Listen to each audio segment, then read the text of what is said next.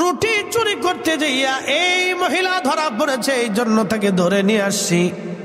বিচারক এবার ডাক দিয়ে বলতেছেন, বিচারক ডাক দিয়ে বলতেছে, বুড়িমা তুমি কি চুরি করছনি? বুড়িমা ডাক দিয়ে বলতেছে, হ্যাঁ বিচারক আমি চুরি করেছি। বিচারক মহোদয় ডাক দিয়ে বলতেছেন, বুড়িমা তুমি চুরি কেন করছো বলো? বুড়িমা ডাক দিয়ে বলতেছে, বিচারক আমি চুরি করেছি, আমার ঘরের মধ্যে এতিম 3টা নাতি বাচ্চা আছে, আমার ছেলে এবং বৌমা দুজনই মারা গেছে, তাদের 3টা সন্তান আমার কাছে দিয়ে গেছে, তারা এতিম, এই এতিম আমি লালন পালন করি। বুড়িমা ডাক দিয়ে বলতেছে, বিচারক আজকে 7 দিন হলো আমার ঘরের মধ্যে কোনো খাবার নাই, আমি অতিষ্ঠ হইয়া খাবারের অভাবে আমি আজকে এই রুটির দোকানে এতিম বাচ্চাদের মুখের দিকে তাকাইয়া আমি বৃদ্ধাকালে রুটির দোকানে রুটি চুরি করার জন্য আমি আসছি, আমি চোর। আল্লাহর আইন অনুযায়ী আপনি আমার ফয়সালা করে দেন, আমি বুড়ি বৃদ্ধাকালে চুরি করতে আসছি, আমি আসলেই চোর। বিচারক এই কথা শোনার পরে বিচারকের মন আস্তে করে নরম হয়ে গেল, চোখ দিয়ে পানি চলে আসলো। একজন বৃদ্ধা নারী তার এতিম সন্তানদেরকে, এতিম নাতিনদেরকে খাওয়ানোর জন্য আজকে তার ঘরে খাবার নাই, আজকে তার ঘরে খাবার নাই, 7 দিন পর্যন্ত খাবার নাই। এই বুড়িমার ঘরে খাবার যে নাই, এই তো খাবার পৌঁছানোর কথা ছিল রাষ্ট্রের, রাষ্ট্র তার কাছে খাবার পৌঁছায় নাই, রাষ্ট্র ব্যর্থ হয়েছে, খলিফা ব্যর্থ হয়েছে, খলিফা তার ঘরে খাবার পৌঁছাইতে পারে নাই। বিচারক ডাক দিয়ে বলতেছে, ও লোকেরা আমি আজকে বিচার ফয়সালা দেব না, আগামীকাল সকালবেলা ফজরের নামাজের পরে আমি বিচার ফয়সালা দিব। তবে আগামীকাল যিনি নগর প্রধান আছেন, অর্থাৎ শহরের যিনি প্রধান, তিনি উপস্থিত থাকবেন, এবং শহরের নিরাপত্তা পুলিশ প্রধান যিনি, তিনি উপস্থিত থাকবেন, এবং শহরের যিনি খাদ্য অধিদপ্তরের প্রধান তিনি উপস্থিত থাকবেন, এবং শহরের ধনী ধনী ব্যক্তি যারা আছে তারা উপস্থিত হবে। আমি সবার সামনে কালকে বিচার করব। একবার জোরে বলা যাবে আল্লাহু আকবার। শোনেন, দুনিয়াতে যারা ন্যায় বিচার করে, কিয়ামতের ময়দানে আল্লাহ তাদেরকে হযরত ওমরের পিছনে দাঁড় করাই দিবে, সুবহানাল্লাহ, এবং তাদেরকে আল্লাহ আরশে মুআল্লার নিচে জায়গা করে দিবে, সুবহানাল্লাহ। একসাথে জোরে বলেন সুবহানাল্লাহ। যারা দুনিয়াতে ন্যায় বিচার করে, মেশরের মাঠে আল্লাহ তাদেরকে আরশে মুআল্লার নিচে জায়গা করে দিবে।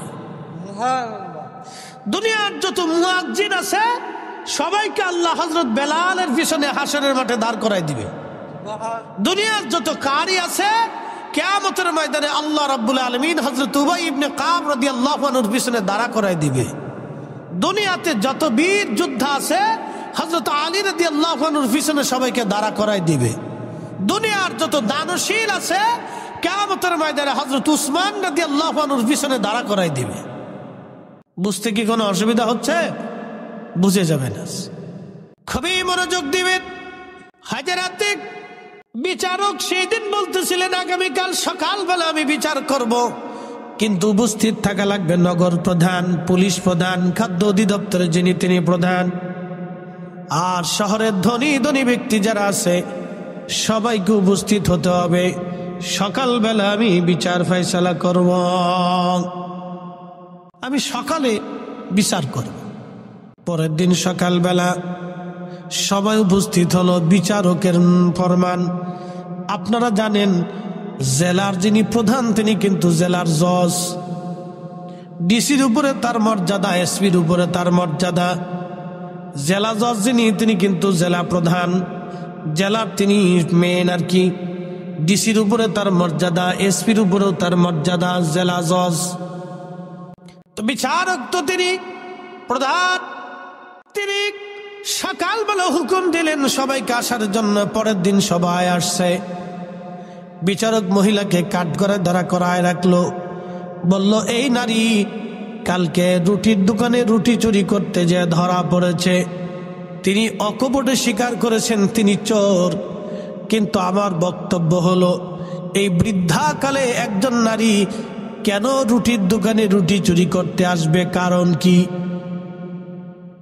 তাকে কে চোর বানাইল? কেন এই বৃদ্ধা নারী রুটির দোকানে রুটি চুরি করতে আসবে? তার ঘরে 3টে এতিম বাচ্চা ছিল। 7 দিন তার ঘরের মধ্যে কোনো খাবার নাই। ক্ষুধার্তর কারণে সে বাধ্য হয়েছে রুটির দোকানে রুটি চুরি করার জন্য। এই রাষ্ট্র, এই খেলাফত যদি তার ঘরের মধ্যে খাবার পৌঁছাইতো, তাহলে এই বুড়ি মা চুরি করা লাগতো না। কথা বলেন ঠিক কিনা? যদি এই রাষ্ট্র, এই খেলাফত এই বুড়ির ঘরের মধ্যে খাবার পৌঁছাইতো ঠিক মতো, তাহলে বুড়ির চুরি করা লাগতো না। এই বুড়ির চুরি করা লাগে না। বিচারক বলতেছে তার অর্থ হলো তাকে চোর বানিয়েছে রাষ্ট্র। রাষ্ট্র তাকে চুরি করতে বাধ্য করেছে। রাষ্ট্র তাকে চুরি করতে বাধ্য করেছে। এই রাষ্ট্র তাকে চোর বানিয়েছে। অতএব খলিফাতুল মুসলিমিন হারুন রশিদ হলো প্রধান দায়ী। সে কেন এই বুড়িমার ঘরে খাবার পৌঁছাইল না? যেহেতু এই বুড়িমা তার খেলাফতের অধীনের ভিতরে আছে, অতএব হারুন রশিদ হলো প্রধান দায়ী। আর আমি বিচারক, যেহেতু খলিফার পক্ষ থেকে আমি বিচারক, অতএব আমি হাত পেতে দিলাম আমার হাতের মধ্যে যেন 20টা বেতের বাড়ি মারা হয়। খলিফার হাতের মধ্যে 20টা বেতের বাড়ি মারার কথা। আমি খলিফার প্রতিনিধি, আমার হাতের মধ্যে আগে 20টা বেতের বাড়ি মারো, এরপরে বাকি 20টা বেতের বাড়ি ওই যে যিনি নগর প্রধান আছেন, খলিফার পক্ষ থেকে যিনি নগরের প্রধান, তার দায়িত্ব ছিল কে খায় কে খায় না, তার প্রত্যেকটা অভুক্ত দরিদ্রর ঘরে খাবার পৌঁছানো। যেহেতু সে তার দায়িত্ব অবহেলা করেছে, অতএব তার হাতের মধ্যে 20টা বেতের বাড়ি মারা হোক। যিনি পুলিশ প্রধান, তার দায়িত্ব ছিল নিরাপত্তা দেওয়া। যেহেতু খলিফার পক্ষ থেকে সে নিরাপত্তা ঠিক মতো আদায় করে নাই, তার কাজ সে ঠিক মতো আদায় করতে পারে নাই, তার হাতের মধ্যে 20টা বেতের বাড়ি মারা হোক। খাদ্য অধিদপ্তরের যিনি ছিলেন, তার দায়িত্ব ছিল রাষ্ট্রের পক্ষ থেকে, খলিফার পক্ষ থেকে এই বুড়িমার ঘরের মধ্যে খাবার পৌঁছাই দেওয়া। যেহেতু খাদ্য অধিদপ্তরের প্রধান, তিনিও ঠিক মতো তার দায়িত্ব পালন করতে পারে নাই, অতএব খাদ্য অধিদপ্তরের যিনি প্রধান আছে, তার হাতের মধ্যে 20টা বেতের বাড়ি মারা হোক।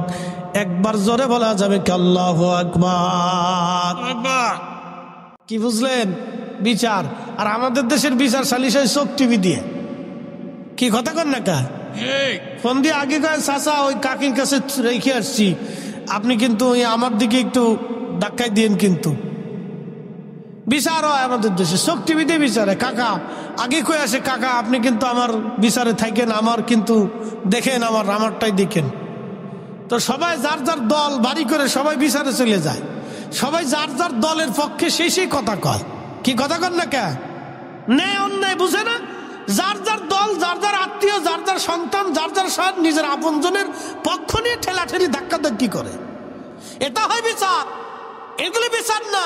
কোরআন বলতেছে ইন্নাল্লাহ, আমি রব তোমাদেরকে হুকুম দিয়েছি, ইয়ামুরু বিল আদলি, দুনিয়াতে ন্যায় বিচার করবা, ন্যায় বিচার করবা।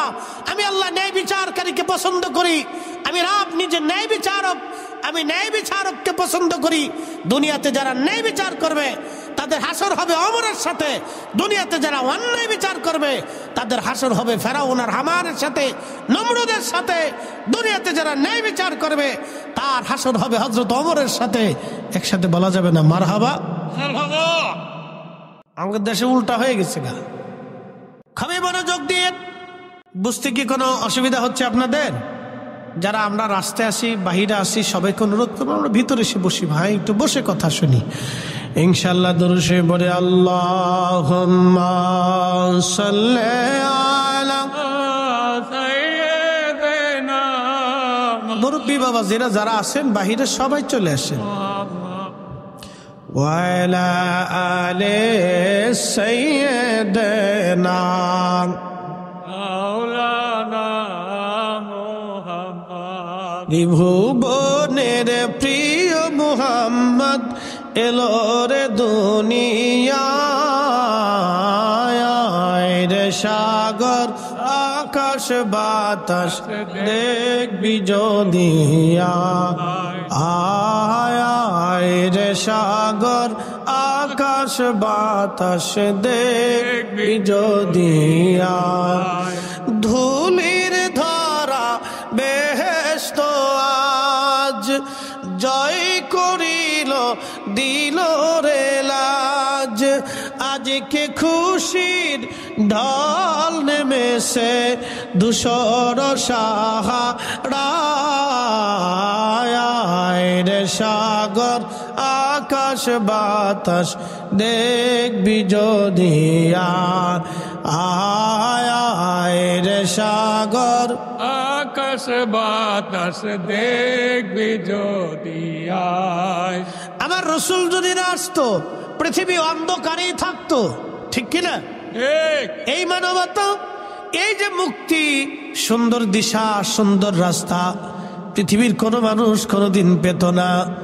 পৃথিবী অন্ধকারেই থাকতো। আমার রসুল আসার কারণে দুনিয়া এত সুন্দর হয়েছে। বন্ধু, খুব মনোযোগ দিয়ে কথাগুলি শুনবেন। খলিফা হারুনুর রশিদের কথা বলছিলাম। সেই দিন বিচারক বলল, ধনী ধনী ব্যক্তি যারা আছে তাদেরকেও বাকি 20টা বেতের বাড়ি তাদেরকেও মেরে দেয়া হোক। খলিফা বিচারক বলতেছিলেন, শোনো, এই মহিলা বৃদ্ধা নারী তিনি চুরি করেছেন, আমি তার জন্য 100টা বেত্রাঘাত নির্ধারিত করলাম। আল্লাহর আইন অনুযায়ী চোরের শাস্তি ছিল হাত কেটে দেওয়া। যেহেতু লোকটা বৃদ্ধা, অতএব আমি বিচারক হিসাবে হাত কাটাটা মওকুফ করে দিলাম। 100 বেত্রাঘাত নির্ধারিত করলাম। এই 100 বেতের বাড়ির মধ্যে 20টা বেতের বাড়ি খলিফার জন্য নিযুক্ত করা হলো। বাকি 80টা বেতের বাড়ি এই যে শহরের নগরের যিনি প্রধান আছেন, পুলিশ প্রধান আছেন, খাদ্য অধিদপ্তরের যিনি প্রধান আছেন, এবং শহরের ধনী ধনী ব্যক্তি যারা আছেন তাদের জন্য বাকি 20টা বেতের বাড়ি নিযুক্ত করলাম। কারণ ধনীরা যদি গরিব মানুষের বাড়ি খোঁজ নিয়ে রাত্রিবেলা খাবার খাইতো, তাহলে এই বুড়িমার চুরি করা লাগে না। ধনীরাও সমানভাবে অপরাধী। একবার জোরে বলা যাবে কি আল্লাহু আকবার? আচ্ছা, আপনাদেরকে বলি, মসজিদে কি কোনো বৈষম্য আছে? প্রথমে যে আসবে সেই দাঁড়াবে, কথা ঠিক কিনা? যদি মসজিদের মুতল্লি এসে কাউকে সামনে থেকে পিছনে সরাই দেয়, তাহলে বুঝতে হবে যে মুতল্লি হকের উপরে নাই, ঠিক কিনা? তবে হ্যাঁ, কেউ যদি মুতল্লি মহোদয়কে সম্মান করার জন্য তার জায়গা ছেড়ে দিয়ে ওনাকে জায়গা দেয়, সেটা ভিন্ন কথা। মসজিদে যে আগে যাবে তার জায়গা বরাদ্দ হলো, সে চুপচাপ বসে গেল। তো মনোযোগ দিবেন, চুপচাপ সে বসে গেল। এরপরে যে গেল চেয়ারম্যান সাহেব এখানে উপস্থিত, তিনি যদি পরে আসেন, তিনিও পিছনের কাতারে চুপচাপ বসে যাবেন, তারও সামনে যাওয়ার অধিকার নাই।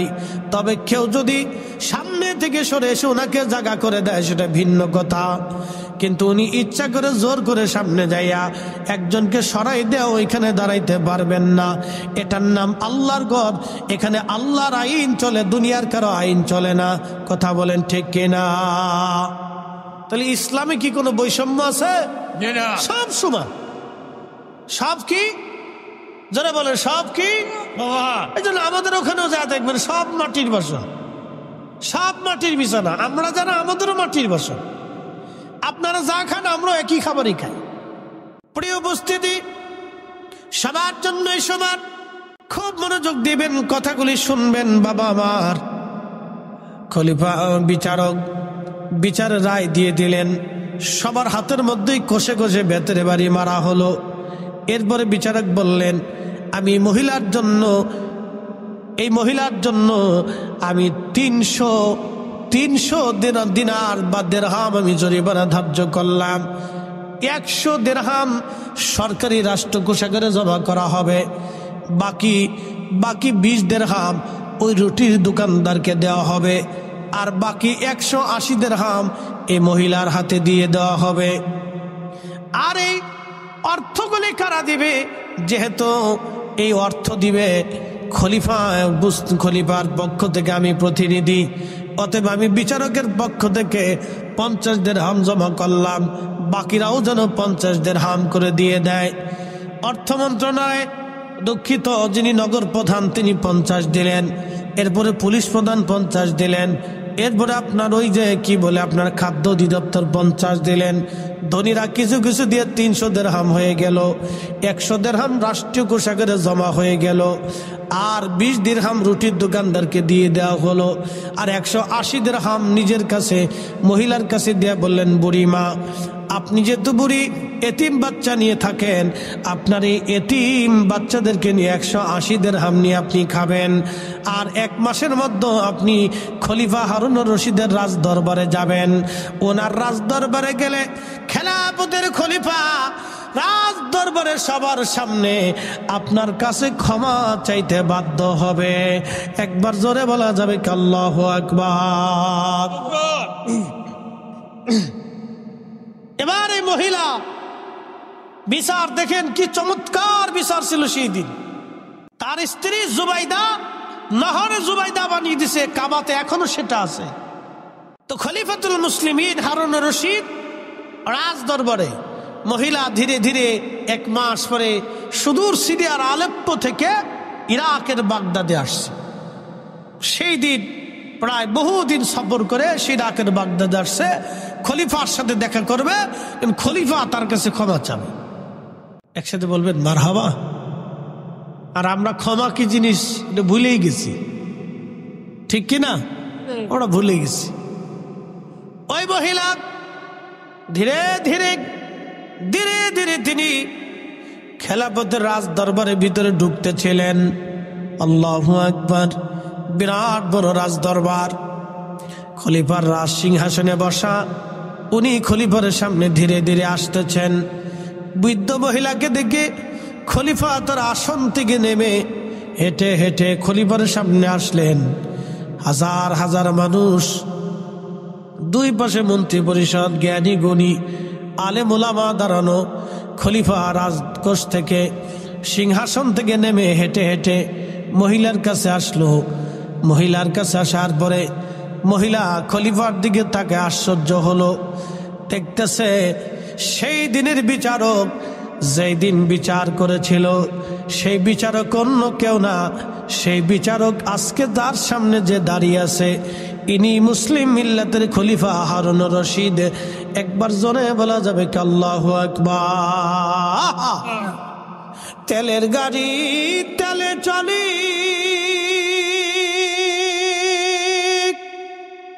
হাওয়ার গাড়ি হাওয়ায় উড়ে, বিনা তেলে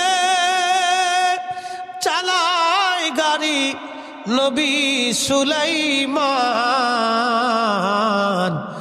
আমরা সেই মুসলমান। মহিলা আশ্চর্য হয়ে গেল।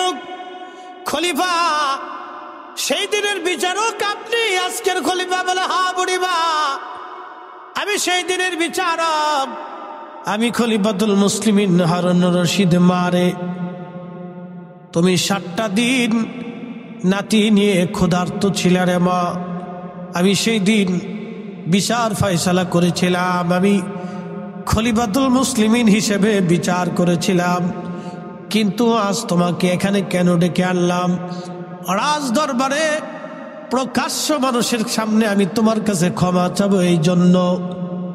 বুড়িমারে আমি এই মিল্লাতের খলিফা, আমি মুসলিম মিল্লাতের খলিফা, পৃথিবীর বিরাট সাম্রাজ্যের মালিক আমি বুড়িমা। কিন্তু কিয়ামতের ময়দানে আল্লাহর আদালত বসবে, আল্লাহর আদালতে আমি সেই দিন আসামি হয়ে যাব। যদিও আমি বিরাট মিল্লাতের খলিফা, বিরাট সাম্রাজ্যের খলিফা, কিন্তু আমার মহান মালিক আল্লাহর আদালতে আমি কিছুই না, আমি সেই দিন আসামি হয়ে যাব। তুমি বুড়িমা কিয়ামতের ময়দানে যদি আল্লাহর আদালতে বিচার ডাক দাও যে আল্লাহ আমি 7 দিন ক্ষুধার্ত ছিলাম, আমার এতিম নাতি সন্তানরা ক্ষুধার্ত ছিল, আল্লাহ রাষ্ট্রের খলিফা হারুনুর রশিদ এত বড় খলিফা হওয়া সত্ত্বেও সে আমার ক্ষুধার দিকে তাকায় নাই, আমার দরিদ্রতার দিকে তাকায় নাই, আমার এতিম নাতি সন্তানরা ক্ষুধার্ত ছিল, আমার খলিফা আমার ঘরে খাবার পৌঁছায় নাই। আল্লাহ, আজকে হাসরের ময়দানে খলিফার বিরুদ্ধে তো দুনিয়াতে কোনো আদালতে বিচার দিতে পারি নাই, আমি গরিব ছিলাম। আল্লাহ, আজকে তোমার আদালত আমি বিচার চাইলাম। বুড়িমারে, হাসরের ময়দানে তুমি যদি একবার বিচার আশা করো, বিচার দাবি করো রে বুড়িমা, আল্লাহর আদালতে আমি আসামি হয়ে যাব। বুড়িমারে, আমি হারুন রশিদের জিন্দেগি ধ্বংস হয়ে যাবে সেই দিন। ও বুড়িমা, আমি তোমার রাজ দরবারে ডাকছি, সবার সামনে ক্ষমা চাইতেছি। বুড়িমা, কিয়ামতের ময়দানে আল্লাহর আদালতে তুমি আমার নামে বিচার কর চাইবা না? বলো সবার সামনে, তুমি আমারে মাফ করছনি, আমারে ক্ষমা করছনি রে বুড়িমা? আর বলে দাও সবার সামনে, কিয়ামতের ময়দানে তুমি আমার বিরুদ্ধে মামলা করবা না, আল্লাহর আদালতে মামলা করবা। এই মুসলিম কোথায় পাবেন আপনি? কোথায় পাবেন এই মুসলিম শাসক আপনি? তেলের গাড়ি তেলে চলে, হাওয়ার গাড়ি হাওয়ায় উড়ে, বিনা তেলে চালায় গাড়ি নবী সুলাইমান। আমরা সেই মুসলমান। আল্লাহ নবী বললেন, সুলতানু জিল্লুল্লাহি ফিল আরদ, খলিফা যারা, সুলতান যারা, রাজা যারা, বাদশা যারা হবে, তারা জমিনে আল্লাহর ছায়া, আল্লাহর ছায়া, আল্লাহর ছায়া। আল্লাহ যেমন জমিনে ছায়া দিয়ে রাখেন, হিন্দুকেও আল্লাহ খাবার দেন, ধনীকেও আল্লাহ খাবার দেন, গরিবকেও আল্লাহ খাবার দেন। কথা বলেন ঠিক কিনা? ধনীকেও আল্লাহ খাবার দেন, গরিবরেও আল্লাহ খাবার দেন, হিন্দুরেও আল্লাহ খাবার দেন, বৌদ্ধরেও আল্লাহ দেন, খ্রিস্টানরেও আল্লাহ দেন, অন্ধরেও আল্লাহ দেন, সোরেরও আল্লাহ দেন, ডাকাতরেও আল্লাহ দেন, সবাইকে আল্লাহ খাবার দেন। আল্লাহ জমিনের সবাইকে যেমন ছায়া দিয়ে রাখেন, আবার সবার বিচার ফয়সালাও আল্লাহ করেন। অপরাধ করলে শাস্তি দিবেন, এবং যারা ভালো কাজ করবে তাদের উত্তম প্রতিদান আল্লাহ নিজেই দিবেন। জমিনে শাসকরা হচ্ছে আল্লাহর ছায়া, শাসক গোষ্ঠীরা ওই রকম জমিনে সবাইকে সমান চোখে দেখবে। সমস্ত প্রজারা তার সমান হবে।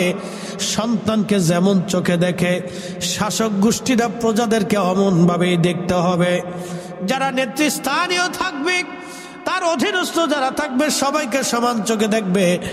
নিজের সন্তানকে যেমন দেখে, অধীনস্থদেরকে অমন ভাবেই দেখবে। আল্লাহ নবী বললেন, শাসকরা যদি প্রজাদেরকে ওই রকম চোখে দেখে, তাহলে বুঝবা সে অরিজিনাল শাসক। আর সুলতানু জিল্লুল্লাহি ফিল আরদ, সে আল্লাহর দেওয়া আমানত ঠিক মতো আদায় করবে। আর যদি ঠিক মতো সে তার দায়িত্ব পালন না করে, তাহলে আল্লাহর দেওয়া আমানত সে পালন করবে না, আদায় করবে না। একটু দুরূদ শরীফ পড়েন, আল্লাহুম্মা সাল্লি আলা মুহাম্মাদ আলা আলি সাইয়্যিদিনা। লা ইলাহা ইল্লাল্লাহ, লা ইলাহা লা ইলাহা ইল্লাল্লাহ। ভিতরে নিয়ে বসো। আসমি রব্বি জাল্লাল্লাহ মাফি কলবি গায়রুল আহা নূর মুহাম্মদ, বলি নূর মুহাম্মদ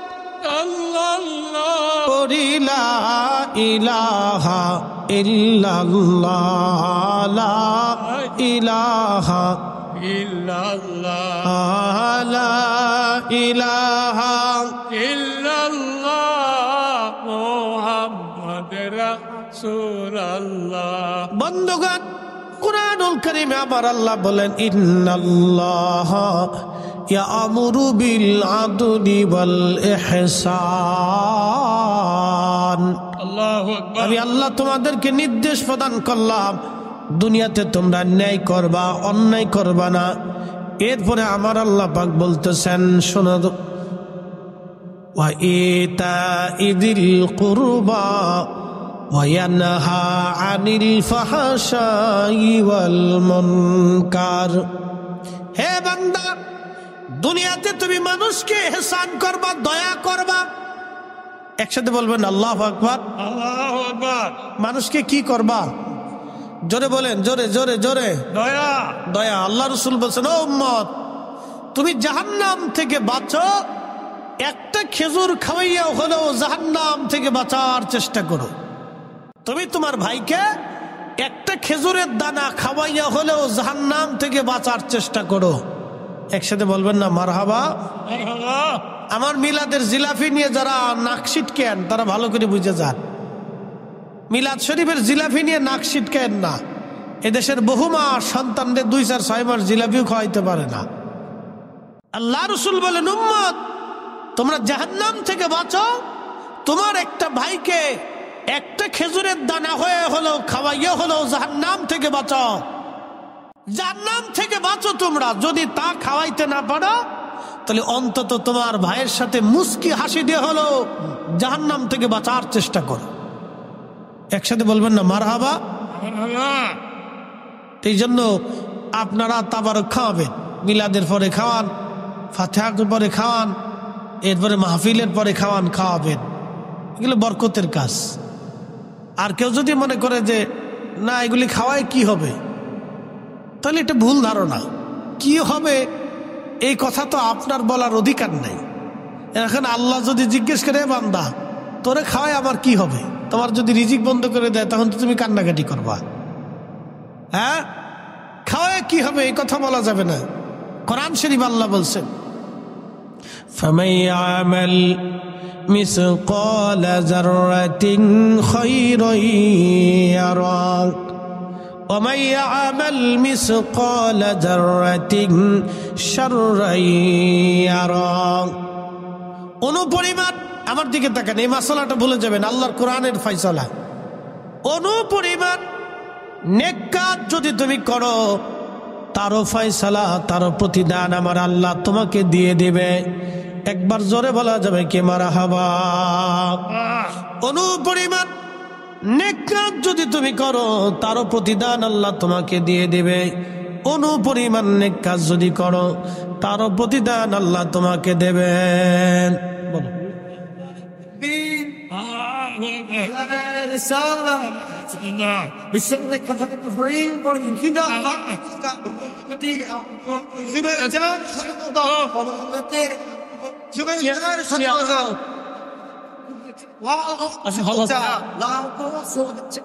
কমিটির পক্ষ থেকে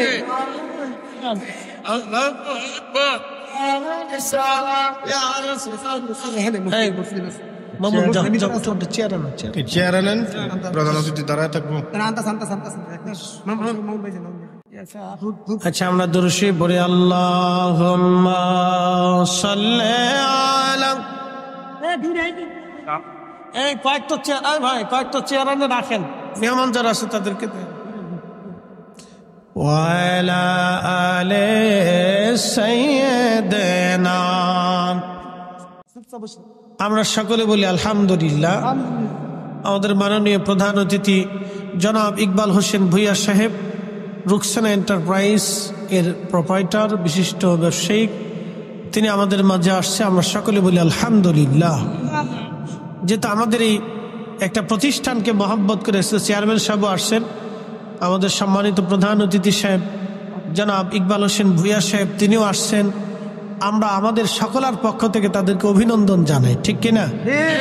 আল্লাহ তাদের হায়াতে এবং জীবনে, আল্লাহ রুটিতে রুজিতে, সন্তানে, আল্লাহ সংসারের জন্য বরকতে কামেলা আসলে দেয়, বলে না আমিন।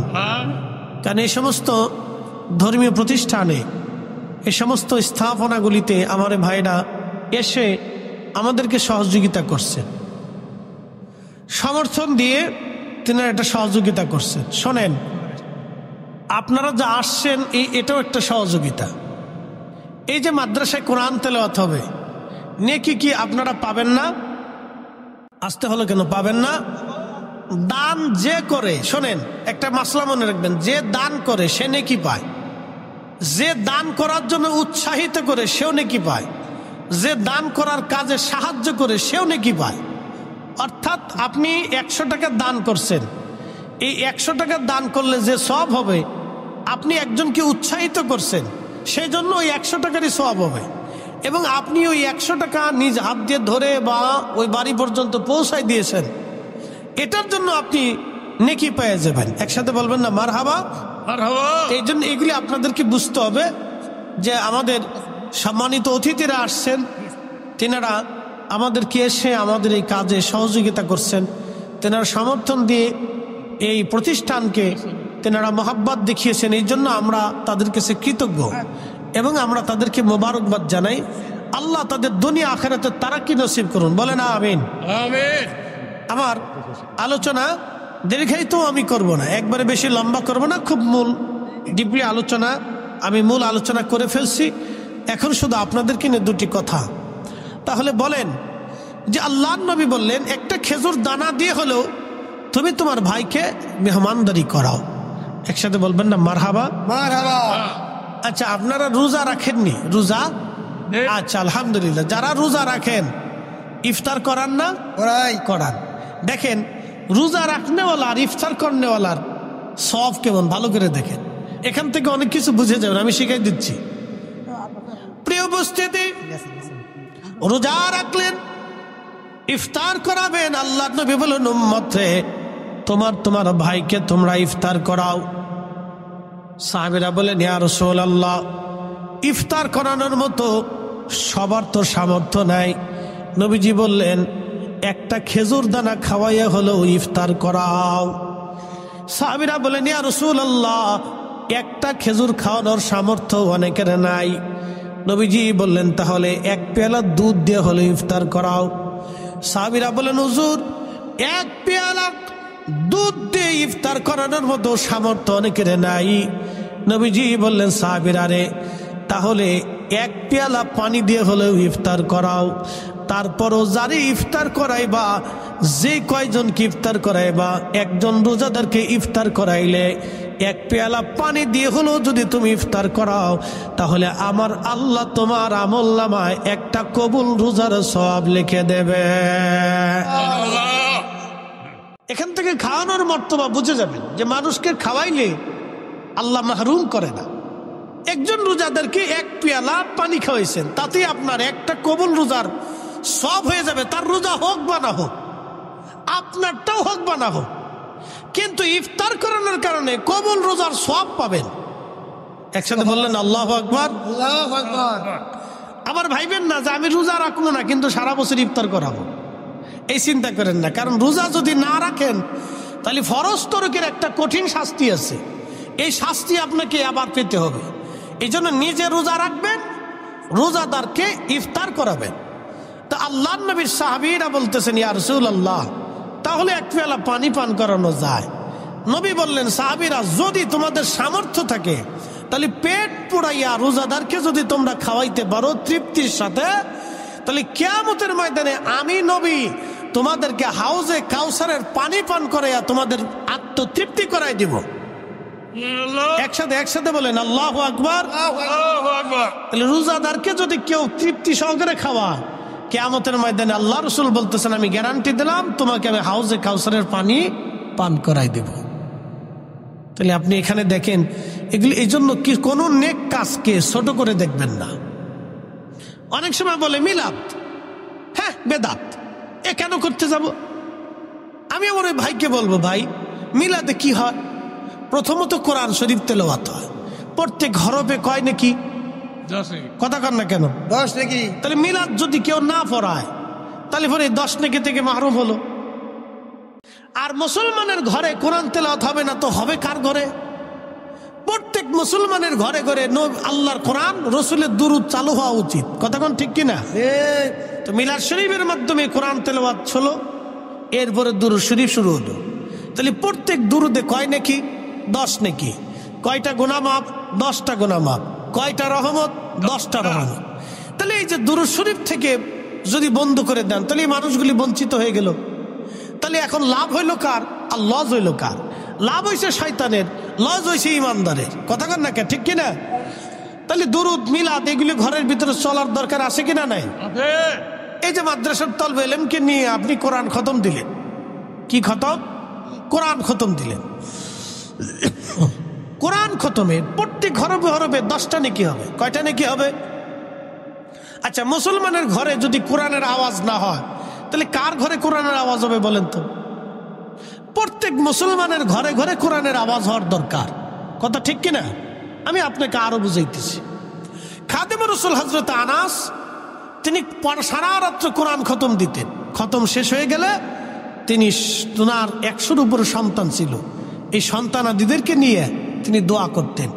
দোয়া করতেন আর বলতেন, আমার সন্তানরা, আমি মাসুক নবীর কাছ থেকে শুনছি কোরআন খতমের পরে যে দোয়া হয়, এই দোয়া আল্লাহর কাছে কবুল হয়ে যায়। তাহলে বলেন, তলবে ইলমদেরকে ডাইকে নিয়ে কোরআন খতম দিয়ে মিলাদ শরীফ পরে দোয়া করলে দোয়া কবুল হয় কিনা? তাহলে এই কোরআন খতমের দরকার আছে কিনা নাই? আছে। সাহাবী রাসূল নিজে দিছেন, আর আপনি না মানলে তো আপনার জোর করে মানা যাবে না। খাদেমুর রাসূল নিজে কোরআন খতম দিতেন তার বাড়িতে, দিয়ে সন্তানাদি নাতিপুতি নিয়ে একসাথে দোয়া করতেন আর বলতেন, আমার মাসুকের কাছ থেকে শুনছি কোরআন খতমের পরে দোয়া করলে দোয়া কবুল হয়ে যায়। এই জন্য কোনো নেকের কাজকে ছোট করে দেখার সুযোগ নাই। কথা ঠিক কিনা? এই যে ওনারা আসছেন, এটা সহযোগিতা, এটা সহযোগিতা। তো ওনাদেরকে যারা উদ্বুদ্ধ করছেন, ওনারা টাকা দিয়ে যে সওয়াব পাবেন, ওনাদেরকে যারা উদ্বুদ্ধ করছেন তারা একই সওয়াব পাবে। এবং আপনারা যারা আসছেন ওনাদেরকে উদ্বুদ্ধ করতেছেন, তাহলে আপনারাও নাকি পেয়ে যাবেন। একসাথে বলা যাবে না সুবহানাল্লাহ? এই যে নেকের, আল্লাহ কোন বান্দাকে মাহরুম করে না। আমার কথায় যদি একটা লোক দান করে, তাহলে আপনি 100 টাকা দান করলে যে সওয়াব হবে, আমিও 100 টাকার সওয়াব পাবো। শুধু আমি পাবো না, এই কমিটির সবাই পাবে। শুধু কমিটি পাবে না, আপনারা যে মারহাবা বলছেন, এই মারহাবাতে আপনারও 100 টাকার সওয়াব হবে। সুবহানাল্লাহ। কে আসতে হয়ে গেল না সুবহানাল্লাহটা? আল্লাহর কাছে কি অভাব পড়ছে মনে হয় না? যে আল্লাহ কিপটিমি করে দিবে দিবে দিবে না, দিবে দিবে দিবে না, দিবে দিবে দিবে না। না, আল্লাহ দিতে চায়, বান্দা নিতে চায় না। আল্লাহ দিতে চায়, বান্দা নিতে চায় না। আমার শেষ কথা, আমরা সবাই ফিরে যাব কার কাছে? আল্লাহর কাছে। মেহমানরা আসছেন, ওনারা সালাম বিনিময় করবেন। তা আমরা ফিরে যাব কার কাছে? আল্লাহর কাছে। ছিলাম কার কাছে? আল্লাহর কাছে। আমাদের জীবনের হিসাব কি আল্লাহর কাছে দেওয়া লাগবে না? লাগবে, দিতে হবে।